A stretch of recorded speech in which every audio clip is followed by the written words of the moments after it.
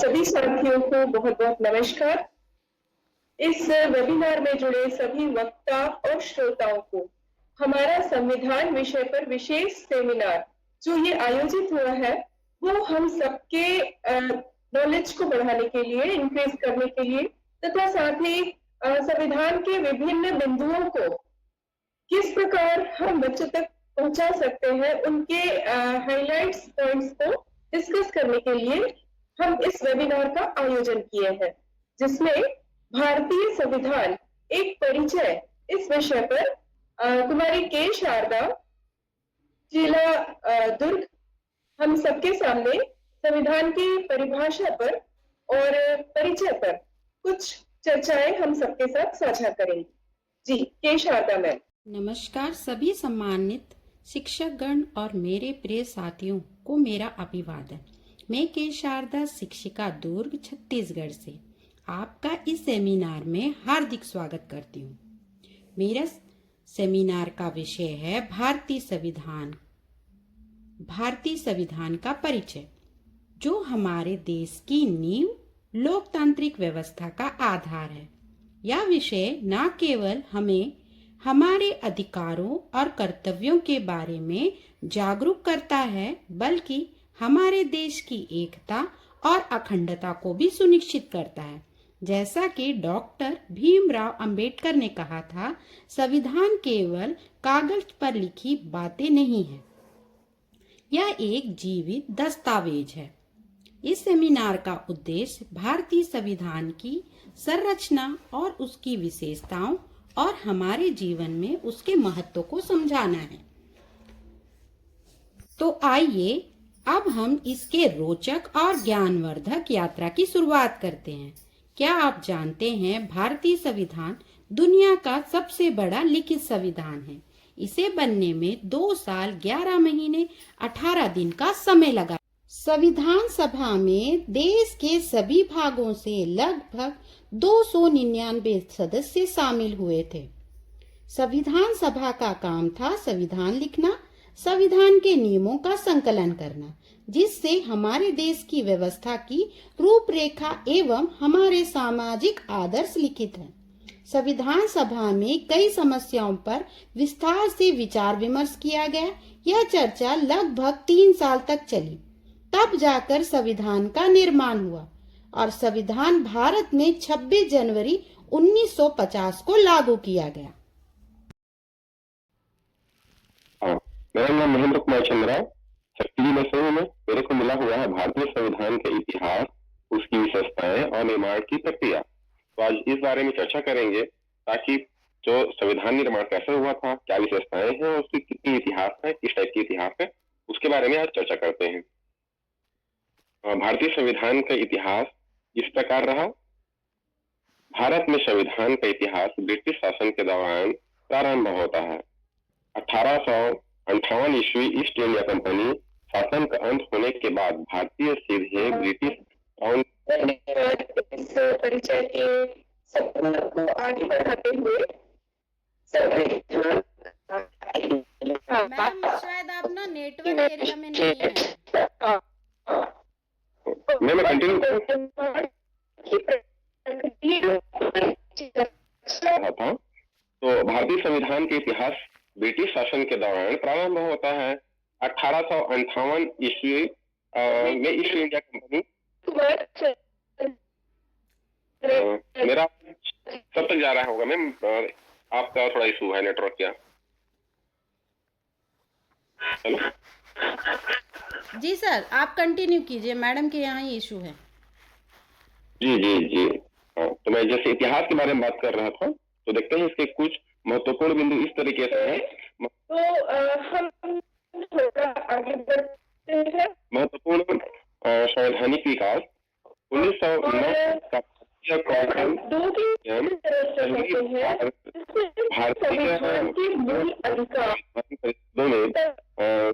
सीमित प्रतिनिधित्व दिया गया था।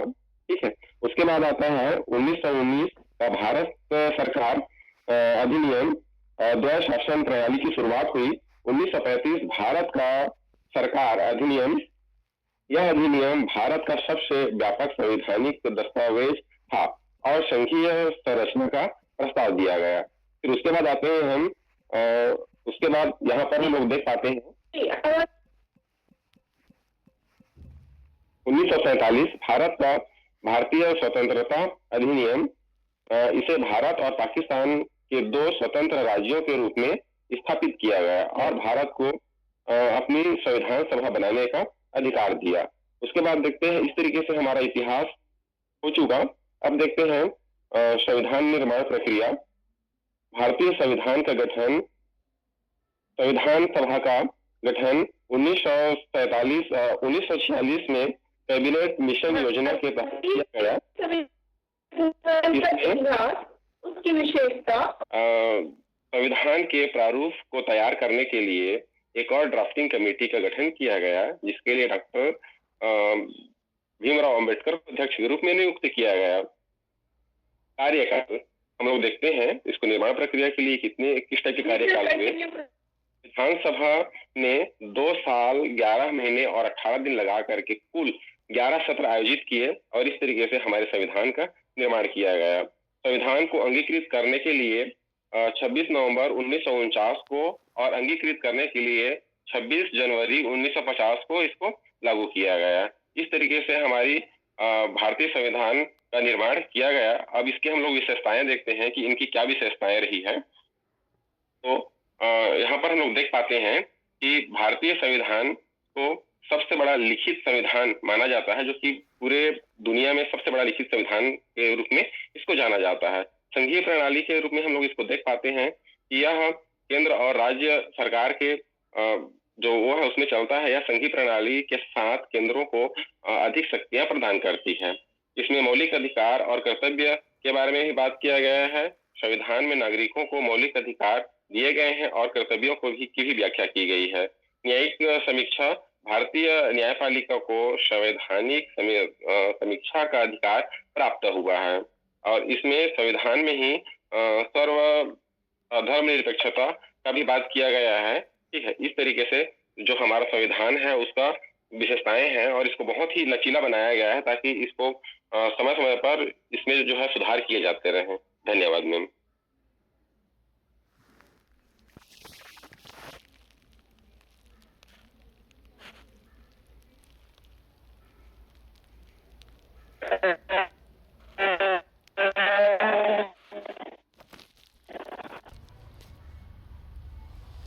संविधान से यह प्रत्येक लोगों को जीवन को संरक्षित करने और विकास को बढ़ावा देने के लिए बनाया गया है। प्रारंभ में यह 6 थे, अब यह 5 है। संपत्ति का अधिकार को हटाकर कानूनी अधिकार बना दिया गया। तो हम सबसे पहले बात करते हैं मूल अधिकारों की। यह क्या है? मूल अधिकार भारतीय संविधान में अनुच्छेद 14 से लेकर 35 तक शामिल किए गए हैं। इसे भाग 3 में शामिल किया गया है। यह प्रत्येक नागरिकों को सर्वांगीण विकास के लिए बनाए गए हैं। इसमें सबसे पहला आता है समानता का अधिकार। यह अनुच्छेद 14 से 18 तक है। इसमें कोई भी राज्य जाति, लिंग, धर्म, जन्म स्थान के आधार पर भेदभाव नहीं कर सकता है। उसके बाद आता है स्वतंत्रता का अधिकार। यह अनुच्छेद 19 से 22 तक है। इसमें किसी भी व्यक्ति को कहीं भी रहने, काम करने, अपना विचार रखने, संघ बनाने की स्वतंत्रता है। इसमें प्रेस की आजादी की भी बात कही गई है और इसमें शिक्षा का अधिकार 21 का जोड़ा गया है, जो हमें बताता है कि 6 वर्ष से 14 वर्ष तक के बच्चों को निःशुल्क अनिवार्य शिक्षा प्रदान की जाएगी। इसके बाद आता है शोषण के खिलाफ अधिकार। इसे अनुच्छेद 23 से 24 तक शामिल किया गया है। मानव तस्करी के इसे शामिल किया गया है। इसके तहत कोई भी व्यक्ति अपने कुछ नैतिक दायित्व दिए हैं जिनका पालन करना प्रत्येक नागरिक का कर्तव्य है। मौलिक कर्तव्य को संविधान के भाग 4 अनुच्छेद 51 क में शामिल किया गया है। यह प्रारंभ में 10 थे और इसमें फिर 11वां जोड़ा गया है, जो कि है 6 से 11 वर्ष तक के बच्चों को निःशुल्क और अनिवार्य शिक्षा प्रदान करना। यदि कोई भी नागरिक अपने मौलिक कर्तव्यों का अनुपयोग करता है तो उसे सजा का भी प्रावधान है। इसमें प्रमुख मौलिक कर्तव्य है कि प्रत्येक नागरिकों को अपने राष्ट्रीय प्रतीकों, संविधान का सम्मान करना है, अपना पर्यावरण का संरक्षण करना है, अपने सांस्कृतिक जो भी धरोहर है उसका संरक्षण करना है, सार्वजनिक चीजें हैं जैसे रेलवे स्टेशन है, बस स्टेशन है, गार्डन है, उसका भी संरक्षण करना है। तो इस प्रकार से हमारे संविधान में मूल अधिकार और कर्तव्य को शामिल किया गया है जो प्रत्येक नागरिकों के सर्वांगीण विकास के लिए, उसके आर्थिक विकास हो, सामाजिक विकास हो, उसके धार्मिक विकास हो, उसके सांस्कृतिक विकास हो को बढ़ावा देने के लिए इसे शामिल किया गया है। धन्यवाद मैम। धन्यवाद सर। चर्चा के क्रम को आगे बढ़ाते हुए हम अगले बिंदु की ओर जाते हैं जिसमें संविधान में समानता और सामाजिक न्याय, जाति, लिंग और आर्थिक समानता के लिए संविधान के प्रावधान के विषय पर चर्चा करने आदरणीय संतोष कुमार पटेल जिला रायगढ़ से हम सबके साथ जुड़ रहे हैं। संतोष कुमार पटेल जी। जी मैम, मैं संतोष कुमार पटेल, शासकीय प्राथमिक शाला बालामगोड़ा, संकुल कोतरा विकास खंड और जिला रायगढ़ से संविधान में समानता और सामाजिक अधिकार विषय पर मैं आप लोगों से बातचीत करूंगा। जो संविधान में समानता का अधिकार है वो भाग 3 मूल अधिकार के अंतर्गत आता है, जिसमें समानता के अधिकार के अंतर्गत अनुच्छेद 14 से 18 तक को लिया गया है। अनुच्छेद 14 है जो विधि के समक्ष समानता को दर्शाता है। सभी के लिए समान कानून, यह इस विषय का मुख्य लक्ष्य है। हम जानते हैं कि जैसे इस हमारे देश में एक सामान्य नागरिक से लेकर के प्रशासनिक पदों पर या राजनीतिक पदों पर, सभी पदों पर, विशेष पदों पर लोग आसीन हैं। तो जो कानून व्यवस्था है वो सबके लिए समान हो, यह हमारे संविधान में उल्लेखित है। कुछ अपवाद स्वरूप जैसे हम लोग देखते हैं कि राष्ट्रपति का पद है, राज्यपाल के पद हैं, उनके लिए कुछ शक्तियां हैं जो इस संविधान में उन्हें शिथिल किया गया है। अब हम देखते हैं कि जो अनुच्छेद 15 है वह धर्म, वंश, जाति, लिंग या जन्म स्थान के आधार पर भेदभाव को प्रतिषेध करता है। हम जानते हैं कि हमारा जो देश है जनसंख्या की दृष्टि से बहुत बड़ा है और यहाँ पे विभिन्न भाषा, भाषाई, धर्म, लिंग, जाति के आधार पर लोग निवास करते हैं और इस आधार पर सभी को समान अधिकार मिले।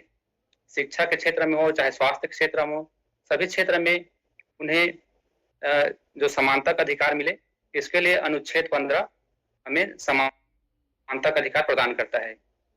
हम देखते हैं कि अनुच्छेद 16 है जो शासकीय सेवा में अवसर की समानता प्रदान करता है।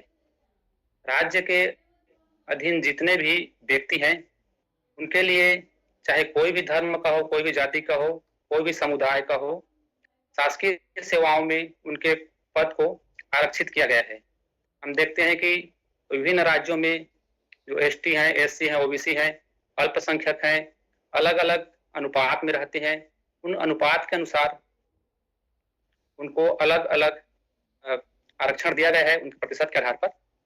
जो अनुच्छेद 17 है अस्पृश्यता का अंत, या जिसे हम लोग कहते हैं छुआछूत का अंत है। हम लोग पहले देखते थे कि जो पुरानी जो व्यवस्था थी उसमें अस्पृश्यता या छुआछूत की भावना थी। लोगों को धार्मिक स्थल पर या स्कूलों में जाने में प्रतिषेध किया जाता था। तो हमारा संविधान में इसको पूर्णतः इसे समाप्त किया गया है। कोई भी व्यक्ति हो किसी भी सार्वजनिक स्थान पर आ जा सकता है, इसको विशेष ध्यान दिया गया है। और हम लोग देखते हैं कि जो अनुच्छेद 18 है जो उपाधियों का अंत पे जोर देता है। जैसे राज्य किसी भी व्यक्ति या जो चाहे वो देश के हो, देश के बाहर की हो, किसी प्रकार की उपाधि को वह दूर करता है। लेकिन हम लोग देखते हैं कि जैसे कोई शिक्षा के क्षेत्र में है या किसी और सेवा में, तो यह उपाधि प्रदान करता है। अब हम लोग देखते हैं कि सामाजिक न्याय को, जैसे हम लोग सामाजिक न्याय बोलते हैं तो हमारा समाज विभिन्न विषमताओं से ग्रसित है।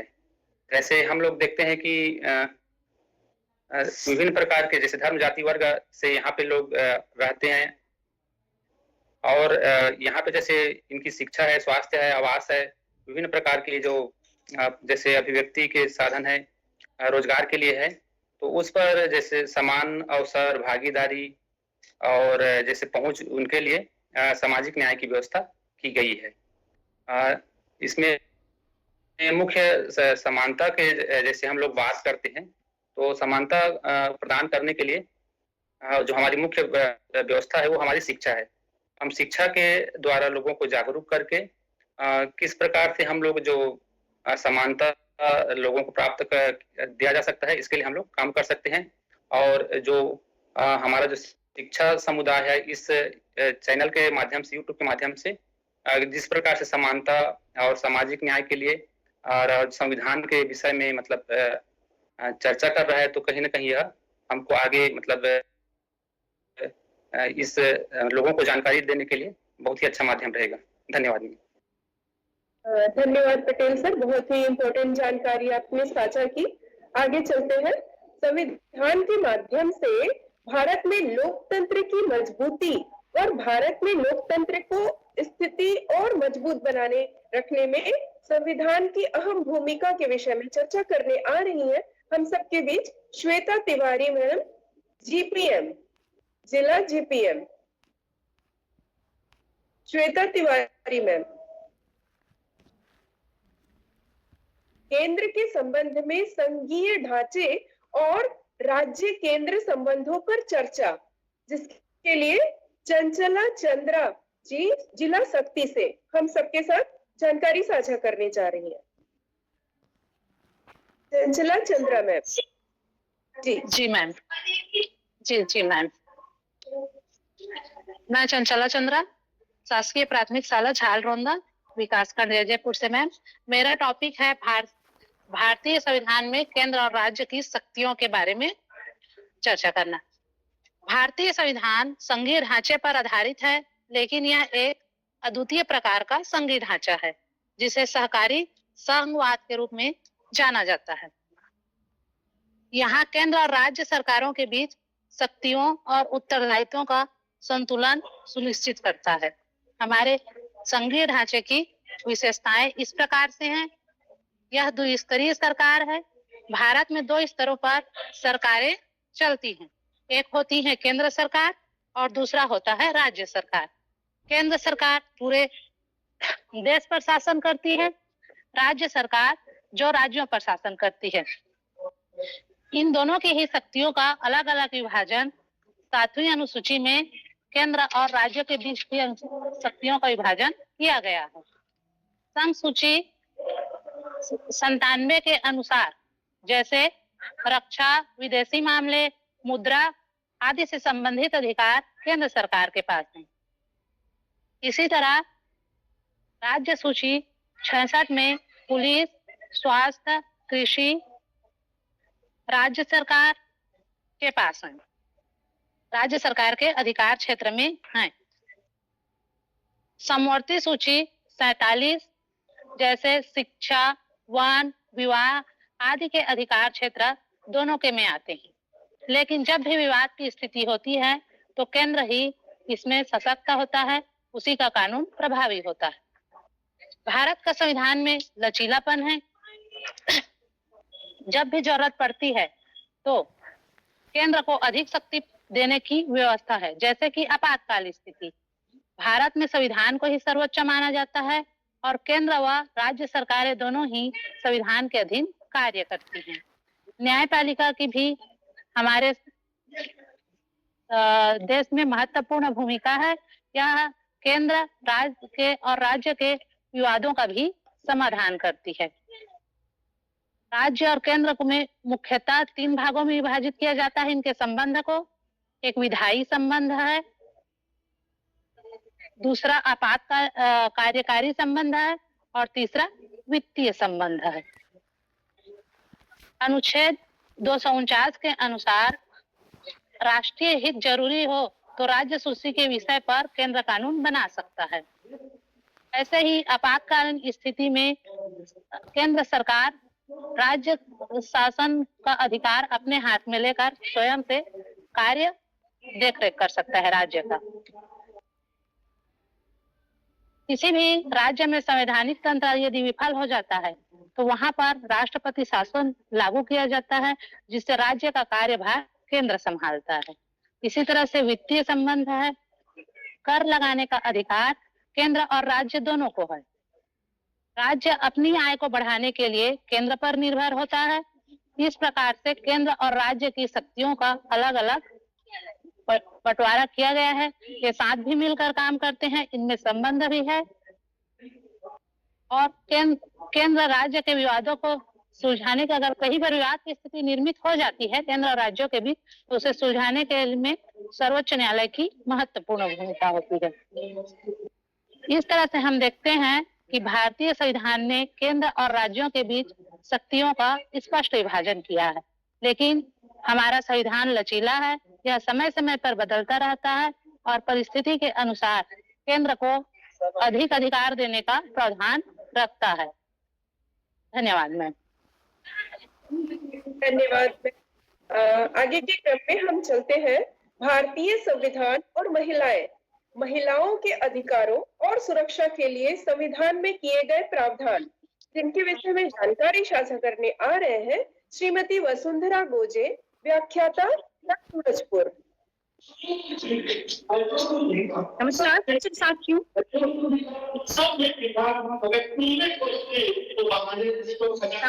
टॉपिक है भारतीय संविधान और महिलाएं। इसके अंतर्गत महिला अधिकार एवं सुरक्षा के प्रावधान विषय पर मैं वसुंधरा गोजे सूरजपुर छत्तीसगढ़ से अपने विचार रख रही हूँ।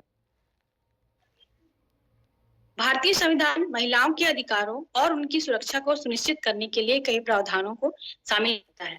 यह एक प्रगतिशील और न्यायप्रिय समाज के निर्माण को आधार प्रदान करता है।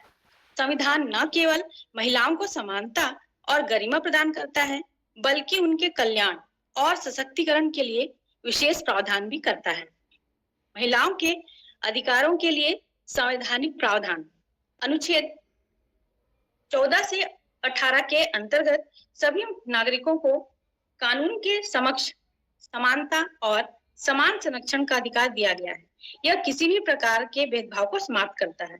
अनुच्छेद 15(3) विशेष रूप से राज्य को महिलाओं और बच्चों के लिए विशेष प्रावधान बनाने की अनुमति देता है। स्वतंत्रता का अधिकार अनुच्छेद 19 से 22 महिलाओं को भी पुरुषों के समान ही स्वतंत्रता के अधिकार प्राप्त है, जैसे स्वतंत्र रूप से कहीं भी जाने आने, रहने और अपने विचार प्रस्तुत करने का अधिकार उन्हें प्राप्त है। शोषण के विरुद्ध अधिकार अनुच्छेद 23 से 24 महिलाओं को हर प्रकार के शोषण से मुक्त रखने के लिए अनुच्छेद 23 में मानव व्यापार और जबरन श्रम पर रोक लगाई गई है। अनुच्छेद 24 के तहत महिलाओं और बच्चों को खतरनाक कार्यों में लगाने से रोका गया है। संवैधानिक सुरक्षा अनुच्छेद 39 में महिलाओं के लिए समान वेतन और उनके स्वास्थ्य पर जीवन स्तर को सुनिश्चित करने की बात भी कही गई है। अनुच्छेद 42 में महिलाओं के लिए मातृत्व लाभ प्रदान करने के प्रावधान भी दिए गए हैं। अनुच्छेद 15 के तहत हर नागरिक का यह मौलिक कर्तव्य है कि वह महिलाओं के सम्मान और गरिमा की रक्षा करे। आइए अब हम महिलाओं की सुरक्षा के लिए कानूनी प्रावधान के बारे में चर्चा करते हैं।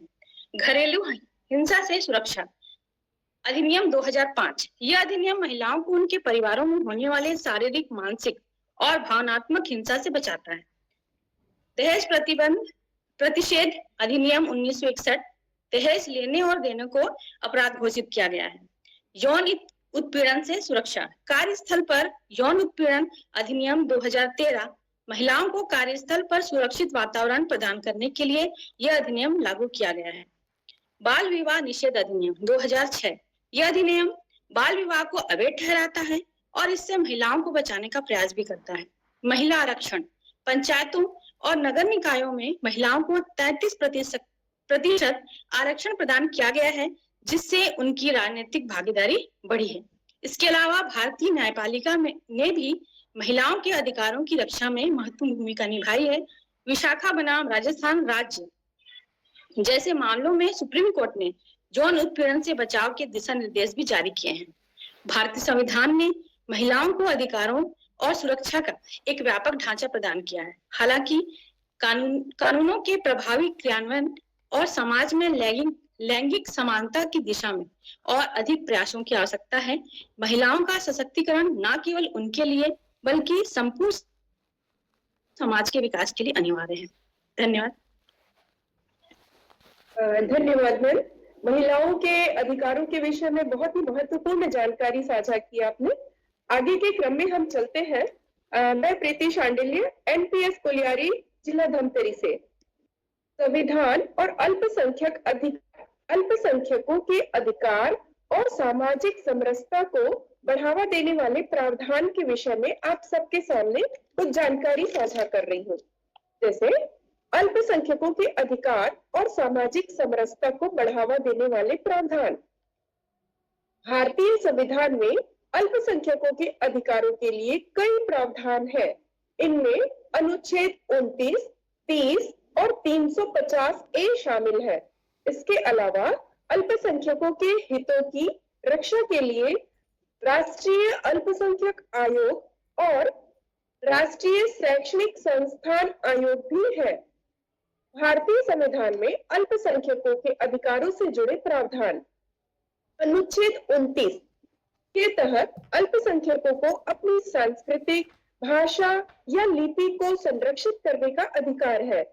धर्म, मूल वंश, जाति, भाषा या इनमें से किसी के आधार पर कोई भेदभाव नहीं किया जाएगा। अनुच्छेद 30 के तहत अल्पसंख्यकों को अपनी पसंद के शैक्षणिक संस्थानों को स्थापित करने और उनका प्रशासन करने का अधिकार है। अनुच्छेद 350 ए के तहत मातृभाषा में प्राथमिक शिक्षा देने का प्रावधान है। अनुच्छेद 350 बी के तहत भाषाई अल्पसंख्यकों के लिए एक विशेष अधिकार की नियुक्ति का प्रावधान है। अल्पसंख्यक अधिकार सामान्य व्यक्ति अधिकार है जो नस्लीय, जातीय, वर्गीय, धार्मिक, भाषाई या लैंगिक और अल्पसंख्यकों के सदस्यों पर लागू होते हैं और साथ ही किसी भी अल्पसंख्यक समूह को दिए गए सामूहिक अधिकार भी है। भारत के संविधान का अनुच्छेद 30 ए भाषाई और धार्मिक अल्पसंख्यकों को उनकी पसंद की शैक्षणिक संस्थाओं की स्थापना और प्रशासन का मौलिक अधिकार प्रदान करता है। राष्ट्रीय अल्पसंख्यक शैक्षणिक संस्थान आयोग विधेयक 2004 संसद के दोनों सदनों द्वारा पारित किया गया था और इसे माननीय राष्ट्रपति की स्वीकृति भी प्राप्त हुई थी। अनुच्छेद 29 अल्पसंख्यक समुदायों की विशिष्ट पहचान और विरासत के संरक्षण और विकास को सुनिश्चित, चाहे धर्म या भाषा पर आधारित हो, उन्हें अपनी पसंद के शैक्षणिक संस्थान स्थापित करने और उन्हें संचालित करने का भी अधिकार है। अनुच्छेद 350 बी भाषाई अल्पसंख्यकों के लिए एक विशेष अधिकार के लिए प्रदान करता है, जिसे भारत में भाषाई अल्पसंख्यकों के लिए आयुक्त CLM के रूप में जाना जाता है, जो संविधान के तहत भारत में भाषाई अल्पसंख्यकों के लिए प्रदान किए गए सुरक्षा उपायों से संबंधित सभी मामलों की जांच करने के लिए और रिपोर्टिंग करने के लिए बनाए गए हैं। धन्यवाद। आगे के परिचर्चा को बढ़ाते हुए हम अपने नेक्स्ट बिंदु की तरफ चलते हैं, जिसमें भारतीय संविधान और शिक्षा का अधिकार, जिसके लिए शिव कुमार बंजारे जी जिला कबीरधाम से हम सबके सामने जानकारी साझा करेंगे। जी सर। धन्यवाद मैम। आप सभी को नमस्कार। भारतीय संविधान में शिक्षा का अधिकार एक महत्वपूर्ण प्रावधान है जो देश के हर नागरिक को समान और गुणवत्तापूर्ण शिक्षा प्राप्त करने का अधिकार प्रदान करता है। यह अधिकार भारतीय संविधान के विभिन्न अनुच्छेदों और प्रावधानों के तहत निहित है। इसके अंतर्गत अनुच्छेद 21A के अंतर्गत भारतीय संविधान के 86वें संशोधन 2002 के तहत अनुच्छेद 21A जोड़ा गया है, जो प्रत्येक बच्चे को 6 से 14 वर्ष की आयु तक मुफ्त और अनिवार्य शिक्षा का अधिकार प्रदान करता है।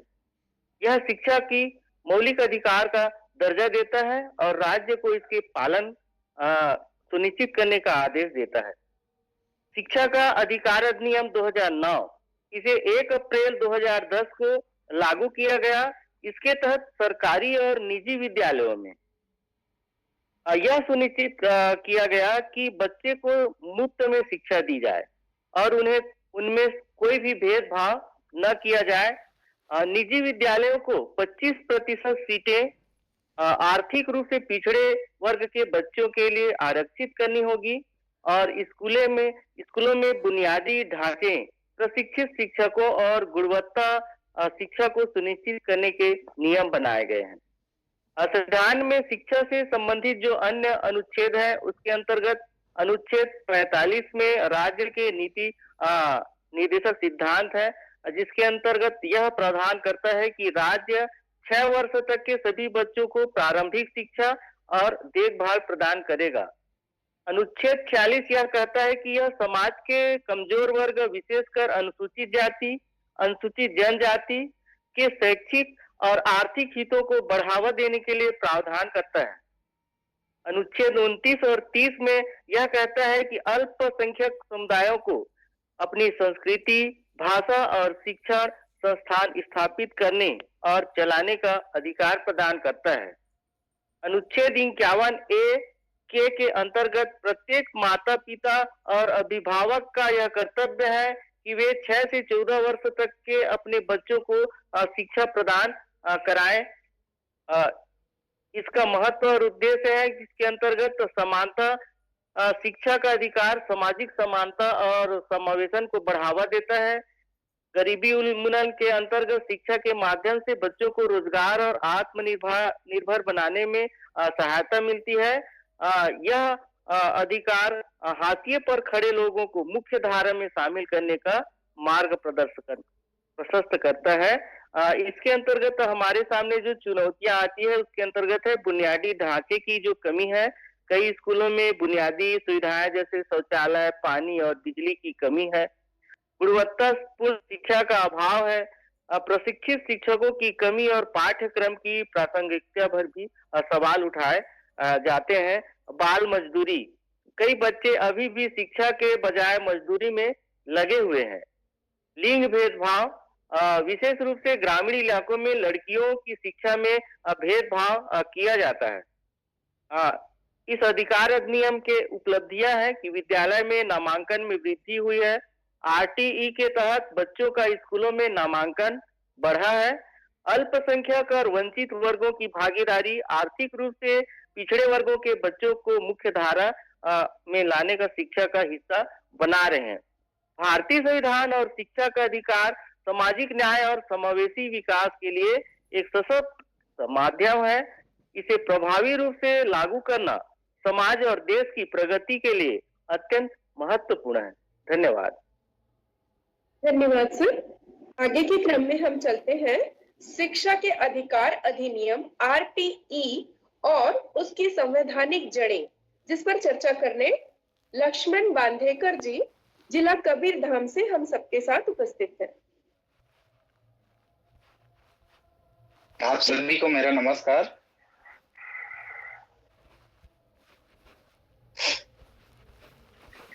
आप सभी के बीच में शिक्षा के अधिकार अधिनियम और उसकी संवैधानिक जड़ें। शिक्षा के अधिकार अधिनियम 2009 भारत में एक प्रमुख कानून है जो 6 से 12 में जी कंटिन्यू। जी, यह अधिनियम 1 अप्रैल 2010 से प्रभावी हुआ। इसकी संवैधानिक जड़ें और प्रमुख प्रावधान इस प्रकार हैं। संवैधानिक जड़ें अनुच्छेद 21A 2002 में 66वें संशोधन के माध्यम से यह अनुच्छेद संविधान में जोड़ा गया। यह 14 वर्ष से 6 से 14 वर्ष के बच्चों के लिए मुफ्त और अनिवार्य शिक्षा सुनिश्चित करता है। यह समाज में समानता और समावेशिता को बढ़ावा देता है। अनुच्छेद 45 राज्य का यह नीति निर्देशक सिद्धांत है जो कहता है कि 6 वर्ष के बच्चों को प्रारंभिक देखभाल और शिक्षा प्रदान की जानी चाहिए। अनुच्छेद 51A का माता पिता और अभिभावकों को यह मौलिक कर्तव्य देता है कि वे 6 से 14 वर्ष के बच्चों को शिक्षा प्रदान करें। इसका उद्देश्य शिक्षक अधिकार अधिनियम 2009 को मजबूत करना है। अब इसके कुछ प्रावधान जानते हैं। पहला है मुफ्त और अनिवार्य शिक्षा। सरकारी स्कूलों में 6 से 14 वर्ष के बच्चों को मुफ्त शिक्षा दी जानी चाहिए। निजी स्कूलों को अपनी सीटों का 25% आर्थिक रूप से कमजोर वर्गों के लिए आरक्षित करना होगा। बच्चों का प्रवेश और पढ़ाई का अधिकार। किसी भी बच्चे को स्कूल में प्रवेश लेने से रोका नहीं जा सकता, चाहे उसने पहले शिक्षा प्राप्त की हो या नहीं। शिक्षकों की जिम्मेदारी, शिक्षकों को नियमित रूप से बच्चों को पढ़ाना होगा और शिक्षा की गुणवत्ता सुनिश्चित करनी होगी। निषेध, कोई भी बच्चा शिक्षा प्राप्ति के दौरान किसी प्रकार के शारीरिक दंड या मानसिक उत्पीड़न का शिकार नहीं होगा। बुनियादी सुविधाएं, स्कूलों में पर्याप्त कक्षाएं, शौचालय, स्वच्छ पेयजल और पुस्तकालय जैसी सुविधाएं अनिवार्य है। विद्यालय प्रबंधन समिति, स्कूलों की निगरानी और प्रशासन के लिए स्कूल प्रबंधन समितियां बनाई जाएगी जिसमें अभिभावकों की भागीदारी होगी। अब आइए जानते हैं इसका महत्व।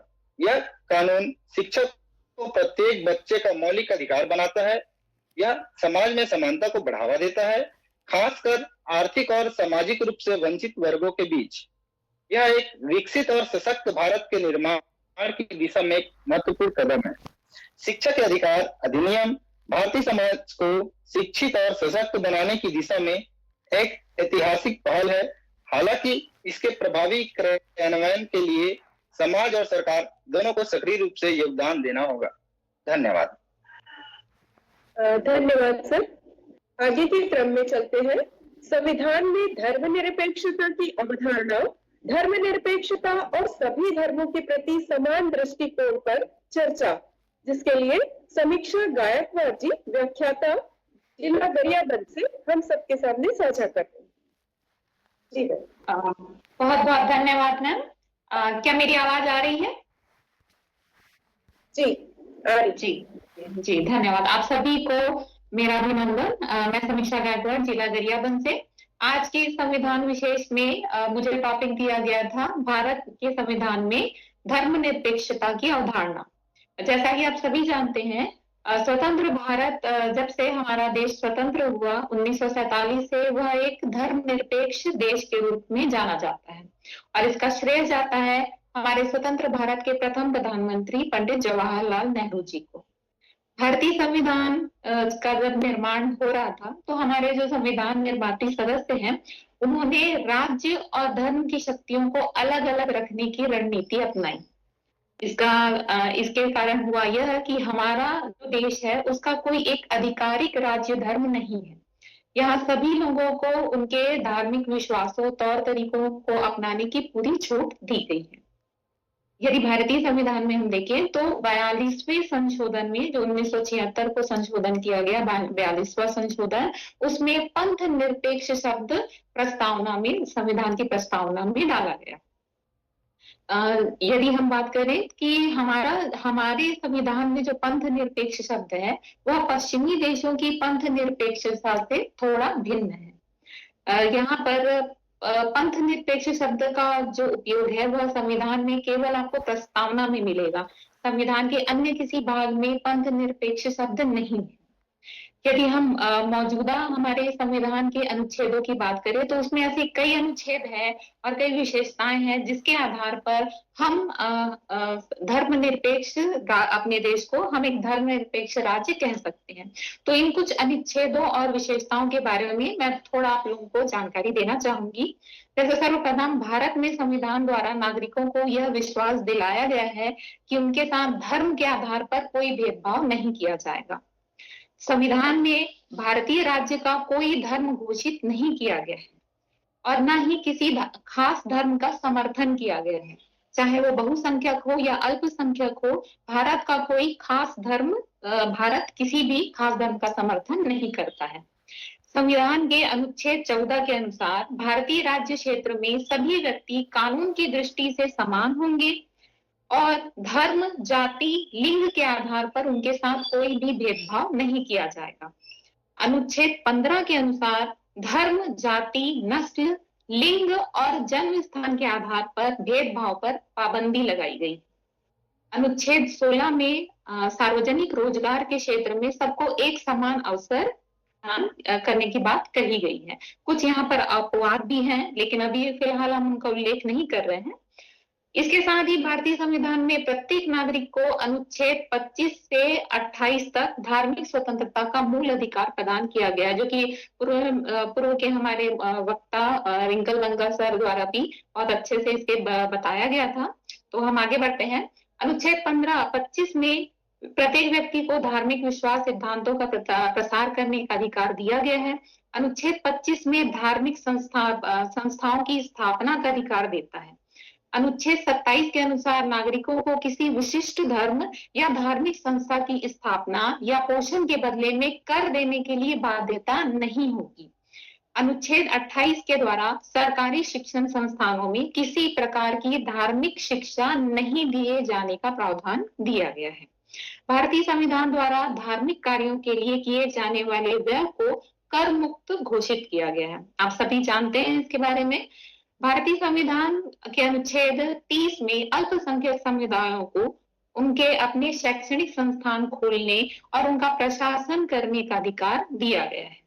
भारतीय संविधान द्वारा धार्मिक कार्यों के लिए किए जाने वाले व्यय को कर मुक्त किया गया है। अनुच्छेद 44 में प्रावधान किया गया है कि भारत अपने सभी नागरिकों के लिए समान नागरिक संहिता बनाने का प्रयास करेगा। तो इस तरह हमने कुछ यहाँ अनुच्छेद और विशेषताएं देखी, जिसके आधार पर हम भारत को धर्मनिरपेक्ष राज्य कह सकते हैं। और वर्तमान में हम भारत में यदि धर्मनिरपेक्षता की स्थिति देखें तो भारतीय संविधान की 7वीं अनुसूची धार्मिक संस्थानों, दान और न्यासों को तथाकथित समवर्ती सूची में रखती है, जिसका अर्थ ये है कि भारत की केंद्र सरकार और भारत में विभिन्न राज्य सरकारें धार्मिक संस्थानों, दान और न्यासों के बारे में अपने कानून बना सकती है। यदि केंद्र सरकार द्वारा बनाए गए कानून और राज्य सरकार के कानून के बीच कोई विरोध होता है तो केंद्र सरकार का कानून प्रभावी होगा। भारत में धर्म और राज्य को अलग अलग करने के बजाय ओवरलैप के इस सिद्धांत को 1956 में अनुच्छेद 290 से शुरू होने वाले संवैधानिक संशोधनों की एक श्रृंखला में मान्यता दी गई थी, जो कि 1975 में भारतीय संविधान की प्रस्तावना में धर्मनिरपेक्ष शब्द के अतिरिक्त उपस्थित था। इतना कहकर मैं अपनी वाणी यहीं पर विराम देना चाहूंगी। धन्यवाद मैम। धन्यवाद। बहुत ही महत्वपूर्ण जानकारी हम आप सबके सामने साझा कर रहे हैं। इसी क्रम में आगे चलते हैं। संविधान में संशोधन प्रक्रिया, संविधान में संशोधन के प्रावधान और उनके प्रभाव। श्रीमती ज्योति बनाफर मैम, जिला बेमेतरा से। Jyoti Banafar ma'am ji, mike on कर लीजिए। मैम आवाज आ रही है? जी। आप सभी शिक्षक साथियों को मेरा नमस्कार। मैं आज संविधान के विषय में आपको बताना चाहूंगी कि संविधान में संशोधन प्रक्रिया, संविधान में संशोधन के प्रावधान और उनके प्रभाव के विषय में। इसके लिए मैं सबसे पहले आप सभी से इस बात पर चर्चा करना चाहूंगी कि भारतीय संविधान के संशोधन के प्रावधान क्या हैं। संविधान, यहाँ पर हम बात करते हैं भारतीय संविधान में संशोधन का अर्थ है विश्व के किसी भी संविधान में परिवर्तन या संशोधन की प्रक्रिया को अपनाना जाना प्रगति का सूचक माना जाता है। संविधान में संशोधन की प्रक्रिया के अंतर्गत संविधान के किसी भी प्रावधान को परिवर्तित करना या जोड़ा जा सकता है। संविधान संशोधन का उद्देश्य यह सुनिश्चित करना है कि संविधान सदैव एक जीवंत दस्तावेज बना रहे, जिसके परिणाम स्वरूप संविधान अपने मौलिक सिद्धांतों एवं मूल्यों को बनाए रखते हुए बदलती परिस्थितियों को अपनाने में सक्षम हो। इसलिए हमें संविधान में संशोधन की आवश्यकता पड़ती है। आगे हम आपको बताते हैं कि भारतीय संविधान के संशोधन के प्रावधान। इसके लिए हम आपको बताना चाहेंगे, संविधान निर्माताओं ने भारतीय संविधान को एक जीवंत दस्तावेज बनाने के लिए संविधान के अंतर्गत संशोधन की प्रक्रिया के प्रावधानों को सम्मिलित किया। भारतीय संविधान में संशोधन से संबंधित विस्तृत प्रावधान में अनुच्छेद 368 में निहित है। ये प्रावधान संविधान में संशोधन की प्रक्रिया और परिधि को परिभाषित करते हैं। इसके साथ ही मैं आपको अनुच्छेद 368 क्या है, अनुच्छेद 368 क्या है, इसके बारे में एक छोटी सी जानकारी दूंगी। वर्तमान स्थिति में यह है कि अनुच्छेद 368 के अंतर्गत सांसद मौलिक अधिकारों सहित संविधान के किसी भी भाग में संशोधन कर सकती है, लेकिन संविधान के मूल ढांचे को प्रभावित किए बिना। संविधान संशोधन की प्रक्रिया के बारे में यदि हम बात करें तो कानून और समाज दोनों एक दूसरे को नियंत्रित करते हैं और एक दूसरे को नियंत्रित करते हैं। अगर समाज में बदलाव होता है तो कानून भी बदलेगा। कानून का स्थिर रहना संभव नहीं है। समाज की बदलती परिस्थिति के साथ साथ इसके नियम और कानून को नियमित आधार पर अपडेट करना जरूरी है। जब किसी संविधान में संशोधन किया जाता है तो इससे संविधान के आवश्यक ढांचे में कोई मौलिक परिवर्तन या विनाश नहीं होता है। भारतीय संविधान का अनुच्छेद 368 संसद को भारतीय संविधान के अनुच्छेद 368(2) में उल्लेखित प्रक्रियाओं के अधीन संविधान के किसी भी प्रावधान को जोड़ने, संशोधित करने या निरस्त करने के माध्यम से बदलने का अधिकार देता है। संविधान परिवर्तन केवल सांसद या किसी भी सदन में विधेयक पेश करने से भी शुरू हो सकता है, जो वर्तमान में ऐसा करने का एकमात्र तरीका है। इसमें से पहले उदाहरण में भारत के राष्ट्रपति को पहले अपनी स्वीकृति देनी होगी। राष्ट्रपति की पूर्व स्वीकृति के बिना संविधान को संशोधित करना संभव नहीं है। हालांकि संसद द्वारा संशोधनों को मंजूरी दिए जाने के बाद राष्ट्रपति उन्हें अस्वीकार नहीं कर पाएंगे। अब हम उन प्रक्रिया के बारे में बात करते हैं जिससे संविधान में संशोधन किया जा सकता है। यह 3 प्रक्रिया है। संसद में साधारण बहुमत के आधार पर, दूसरी है संसद के प्रत्येक सदन में विशेष बहुमत के आधार पर, और तीसरा है संसद के प्रत्येक सदन में विशेष बहुमत एवं राज्यों के आधे से अधिक विधान मंडलों में साधारण बहुमत के आधार पर। अब हम सबसे पहले यह बताएंगे कि साधारण बहुमत संशोधन क्या है। भारतीय संविधान का अनुच्छेद 368(2) संवैधानिक परिवर्तन प्रस्तावित होने की स्थिति में अपनाई जाने वाली प्रक्रिया को रेखांकित करती है। साधारण बहुमत संशोधन संविधान के कुछ अनुच्छेद में उपस्थिति सदस्यों की कुल संख्या के साधारण बहुमत यानी 50% से अधिक द्वारा बदला जा सकता है और संशोधन पर मतदान किया जा सकता है। इस श्रेणी के अंतर्गत अनुच्छेद 2, अनुसूची 4 और अनुच्छेद 11 के तहत नए राज्य के प्रवेश जैसे संशोधन किए जा सकते हैं। विशेष बहुमत संशोधन संविधान के कुछ प्रावधानों को सदन में उपस्थिति और मतदान करने वाले सदस्यों के कम से कम 2/3 में विशेष बहुमत 66%, पहली बार में हमने बात की थी 50% की, अब हम बात कर रहे हैं 66% द्वारा संशोधित किया जा सकता है। ऐसे उदाहरण जहां विशेष बहुमत संशोधन का उपयोग करते हैं।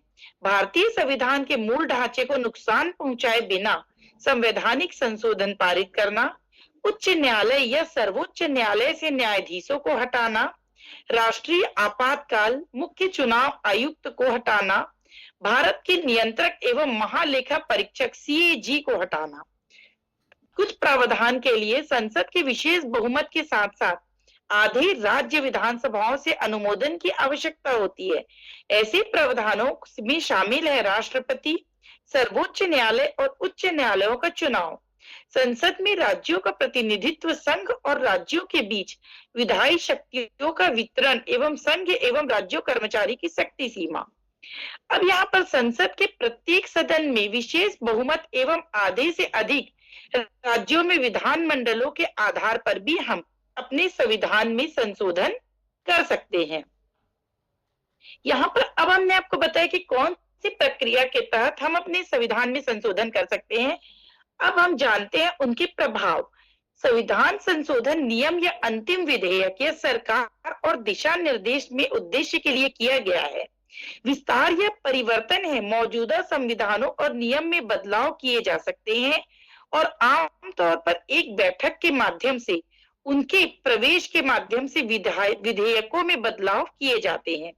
चूंकि एक सार्वजनिक संविधान में समायोजन एक देश के राजनीतिक संरचना को समग्र दृष्टिकोण या प्रशासनिक संघों से बदल सकता है, ऐसे सुधारों को अक्सर एक निश्चित रूप से सुझाए गए दृष्टिकोण में प्रस्तुत किए जाते हैं।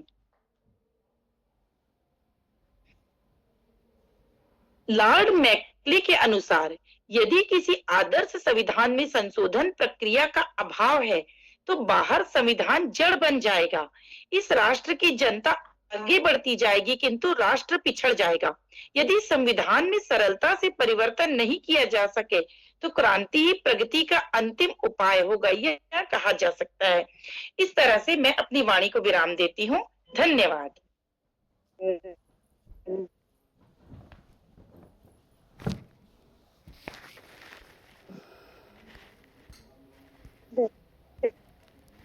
स्थानीय शासन की भूमिका।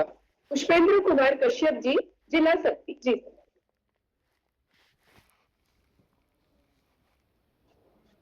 आप सभी शिक्षक साथियों को सादर नमस्कार। भारत में स्थानीय स्वशासन और ग्राम पंचायत लोकतंत्र की नींव है। स्थानीय स्वशासन जमीनी स्तर पर निर्णय लेने और क्रियान्वयन में भागीदारी सुनिश्चित करता है। वही ग्राम पंचायत स्थानीय स्वशासन का एक अहम हिस्सा है। स्थानीय स्वशासन और ग्राम पंचायत की भूमिका के बारे में जानते हैं। स्थानीय स्वशासन लोकतंत्र को मजबूत बनाता है। स्थानीय स्वशासन जमीनी स्तर पर लोगों की भागीदारी सुनिश्चित करता है। स्थानीय स्वशासन जमीनी स्तर पर लोगों के लिए जरूरी सेवाएं प्रदान करती है। ग्राम पंचायत ग्रामीण क्षेत्रों के विकास के लिए जिम्मेदार होता है। ग्राम पंचायत स्थानीय स्तर पर शासन व्यवस्था का संचालन करता है। ग्राम पंचायत ग्रामीण क्षेत्रों में विकास के लिए जरूरी योजनाएं बनाती है।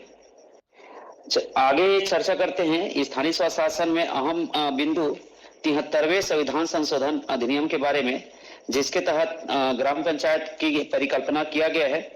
73वें संविधान संशोधन अधिनियम 1992 तत्कालिक प्रधानमंत्री पी.वी. नरसिम्हा राव के कार्यकाल में प्रभावी हुआ था। 24 अप्रैल 1993 से 73वें संविधान संशोधन अधिनियम लागू हुआ था। अतः 24 अप्रैल को राष्ट्रीय पंचायत दिवस के रूप में मनाया जाता है। संविधान संशोधन द्वारा भाग 9 जोड़ा गया है। 73वां संविधान संशोधन द्वारा 11वीं अनुसूची जोड़ी गई, जिसमें 29 विषय की सूची की व्यवस्था किया गया है।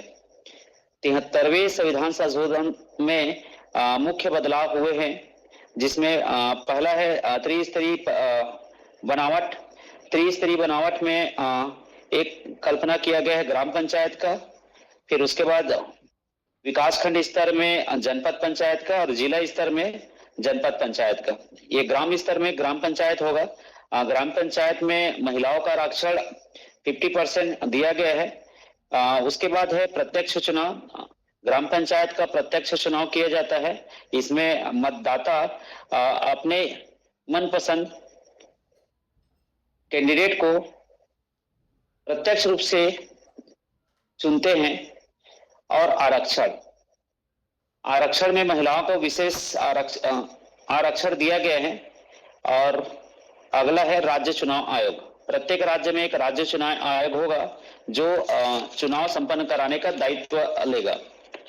उसी तरह है 74वें संविधान संशोधन के बारे में चर्चा करते हैं, जिसमें नगर निगम नगर पालिका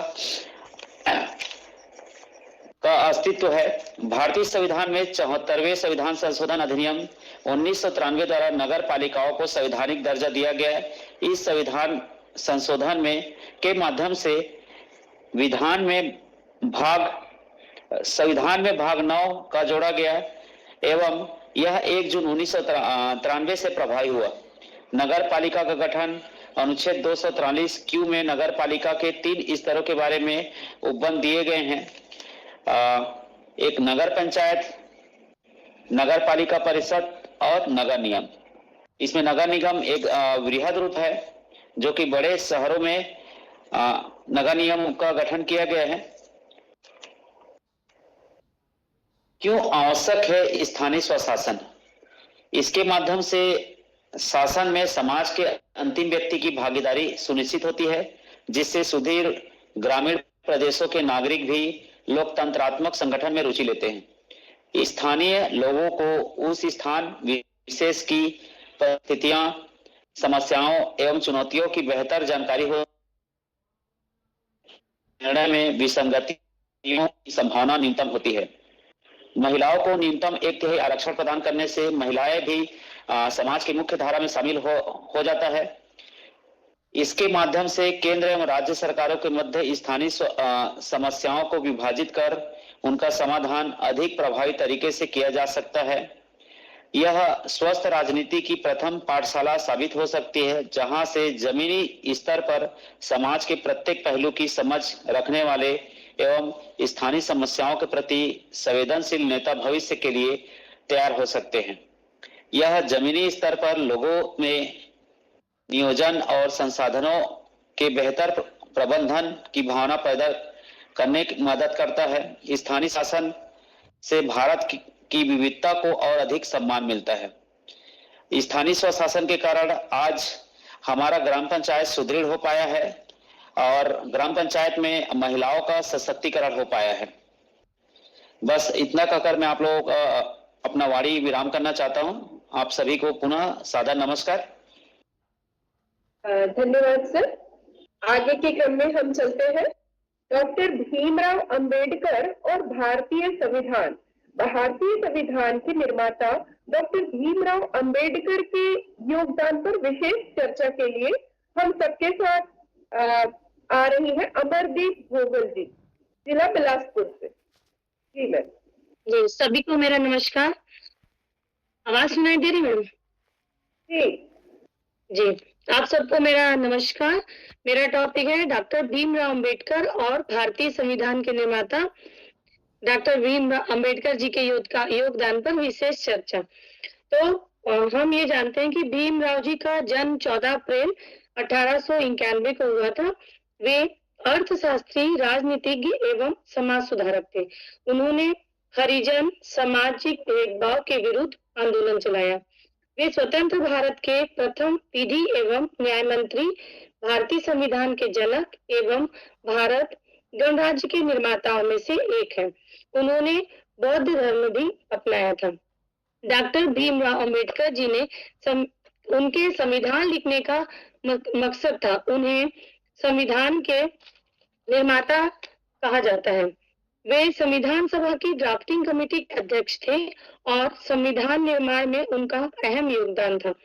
डॉक्टर भीमराव अंबेडकर जी को संविधान का निर्माता कहा जाता है। संविधान सभा ने 9 सितंबर 1946 को संविधान निर्माण का काम शुरू कर दिया था। संविधान को 26 नवंबर 1949 को अपनाया गया और 26 जनवरी 1950 को लागू किया गया। संविधान बनाने में डॉक्टर भीमराव अंबेडकर के अलावा कई लोगों का और योगदान था। संविधान बनाने में 7 सदस्यों की कमेटी बनाई गई थी। इसमें कुछ महिलाएं सदस्य भी, इनकी सभा में महिलाएं सदस्य भी शामिल थी।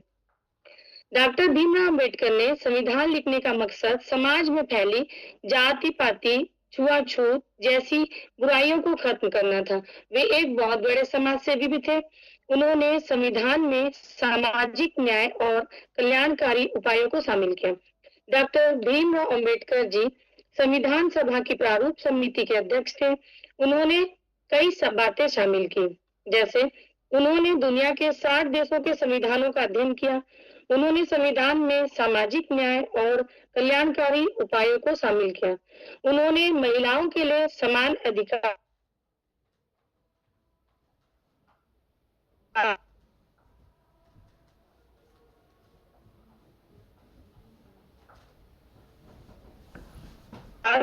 की गारंटी दी। उन्होंने अधिकार शामिल।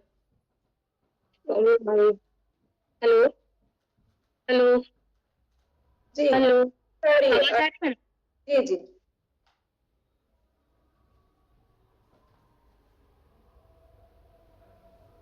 जी जी थैंक यू। उन्होंने अल्पसंख्यकों के अधिकारों से जुड़े अनुच्छेद पर बहस में नजरिया रखा। उन्होंने संविधान के संपादकीय की जिम्मेदारी उठाई। उन्होंने संविधान में न्याय, स्वतंत्रता, समानता और बंधुत्व के सिद्धांतों को शामिल किया। अस्पृश्यता के उन्मूलन और कुछ पिछड़े वर्गों के लिए आरक्षण के प्रावधान को शामिल किया। अधिकारों के लड़ने वाले सामाजिक आंदोलनों में भी अहम भूमिका निभाई। उन्होंने हाशिए पर पड़े वर्गों के सामाजिक उत्थान के लिए बहिष्कृत हितग्राहिणी सभा की स्थापना की। इस प्रकार